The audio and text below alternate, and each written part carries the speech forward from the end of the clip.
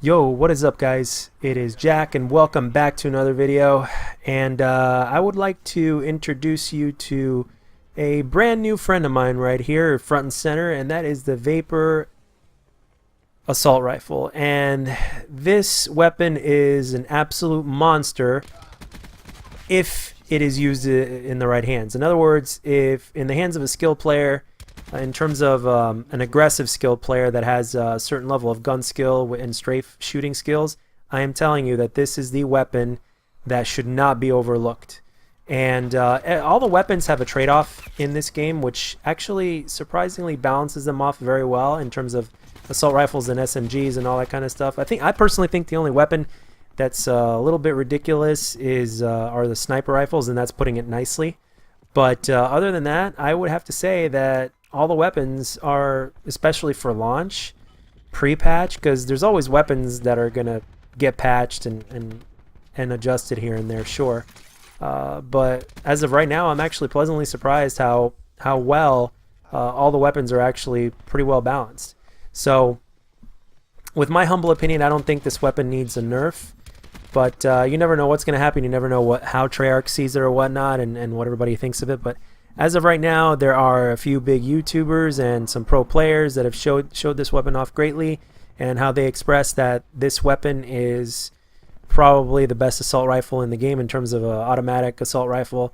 And I agree, but at the same time, not everybody else is going to agree, because there are people that play Call of Duty that are not really that much into strafe shooting. They don't enjoy the aggressive playstyle. They prefer a gun like the Rampart, or they'll prefer something that's a lot more accurate but not as mobile, like the ICR, for instance. The ICR is the laser beam of assault rifles in this game, and I have a feeling that a lot more beginner players are actually going to gravitate towards that weapon as opposed to this one. This weapon has just a little bit more recoil than that, but again, the strafing is really good. This weapon is very versatile. It could be used very well with a suppressor, without a suppressor, and the way I'm using it here in this gameplay is with rapid fire, stock, and what else am I using? Rapid fire, stock, and a suppressor. And I could say that it works very well. At first I was very hesitant to put a suppressor on the weapon, but then after seeing a few of the YouTubers talking about the weapon and how they use it, and how some of them have a suppressor on it, some of them don't. An Exclusive Ace made a video talking about how the suppressors aren't at all that bad in this game. So it's like, hey, why not? The situational awareness in this game is pretty high. People can pick off where you are very easily, whether it's because they're just better players or whether it's because there's a ton of recon in the game. In the game, there's a ton of recon, actually. There's a lot of ways where you can figure out where the enemy's at, whether you're going to use the acoustic sensor, which I so happen to be using in this game, which I have mixed feelings about, by the way, but maybe that's for another video. But there's the sonar with the recon specialist and everything like that. You got your UAVs, you got your counter UAVs, and then you've got the fog of war and all these kind of stuff. So, which also kind of makes sense as to why the VSAT, aka the Hater, aka the Blackbird, are not in this game. Still sorely missed, in my opinion, but still, when you look at it from that point of view, it makes a lot of sense. But back onto the subject here with this weapon, I do not believe that this gun needs a nerf, because as I discussed earlier, everything has a trade-off in this game. You've got your weapon that you can't strafe it all that much with, but is very accurate, like the ICR. You've got another weapon that has a lot of damage. It does a lot of damage, but again, you can't be as mobile with it as you are with this weapon. And this weapon here is kind of like is in terms of damage output and all that kind of stuff. It scores like an average rating in every single department except for the mobility. In the mobility, this thing is top of the food chain. There's no other gun that's mobility. The fire rate is above average, and the recoil is not that bad at all. It's very handleable. You can handle this weapon pretty easily, very well. So if you're a person that really likes to strafe shoot, I highly recommend you give this gun a shot if you haven't already.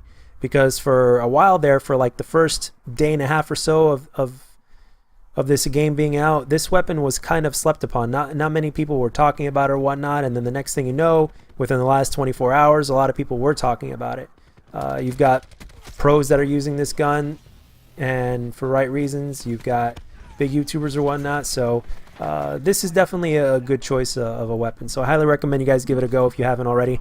And like I said before, if you're not a fan of suppressor, that's okay. This weapon works just as well without a suppressor.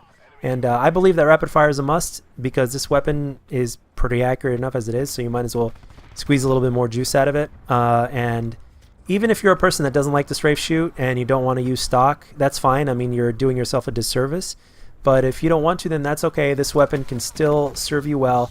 I just don't see why you would use this one over the ICR if you choose to play like that. So, but yeah, overall, my opinions of this gun is that I'm glad it's in the game. I'm glad we have a gun like that in the game. There's another weapon that's very similar to this one, the Maddox, but it has a much faster fire rate. It reminds me of the Type 25 of Black Ops 2 or the HVK from Black Ops 3, but it's got some recoil on it, and it seems to do a little bit less damage, obviously, because of the faster fire rate. But I'll be looking into that gun a little bit more. Who knows? Maybe that gun will catch a buff. You never know. Or this gun might catch a nerf. I mean, you just never know what they're going to do and what Treyarch's data says, and it also depends on what people whine and complain about sometimes as well. But for the most part, I'm actually very pleasantly surprised just how well everything is balanced in terms of guns in this game, other than the sniper rifles, which in my opinion need a little bit of a nerf, as I mentioned before. But yeah, for a game that's just come out, you have a reason to use every single weapon regardless of your playstyle, and that's very pleasant. And I'm glad that a weapon like this is in the game because it really allows me to fully use my potential in terms of the way I like to use assault rifles in Call of Duty. An assault rifle for me without stock is basically it's like it just doesn't mesh well with me. I was trying to think of something funny to say, but I kind of blanked. But the thing is, it just doesn't fit very well with me. There are some assault rifles, like for instance, some of the assault rifles in this game, like the Rampart, feels like it's got a little bit more mobility than in previous Call of Duty games without stock. Because in previous Call of Duties without stock, an assault rifle you could barely move with it, but in this game it feels like you can strafe shoot a little bit more with it than you could in previous games, and I think that's kind of the balancing factor.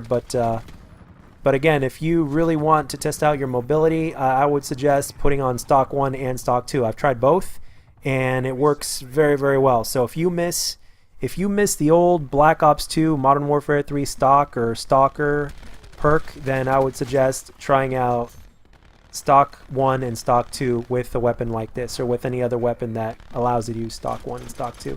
I think this is the only one. I'm not sure if there's another one. Maybe the Maddox. I'm not sure. I have to go back and look.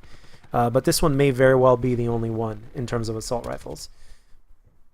So, and yes, I do mean assault rifles as in fully automatic rifles that are in the assault rifle category. I know that tactical rifles are assault rifles, but they've put them in different categories, so we're not even going to be talking about those.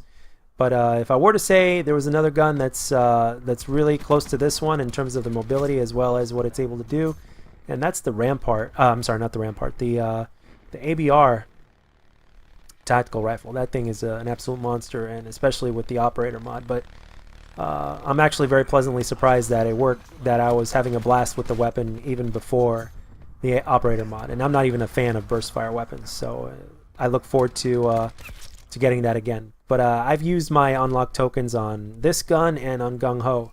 Gung Ho, I think, in my opinion, in this game, if you're going to be aggressive like I am right here in this gameplay, you are going to have to use Gung Ho because you recover from sprint a lot faster. So, and especially since you can't use quick draw on certain weapons, I think Gung Ho, in my opinion, is a necessity. And if you can pair it with lightweight, that's even better. But for the most part, in my opinion, if you're an aggressive player, I would choose Gung Ho over lightweight, in my opinion. And I love both, but Gung Ho for me takes the cake as of right now. So dead silence and the acoustic sensor are always good.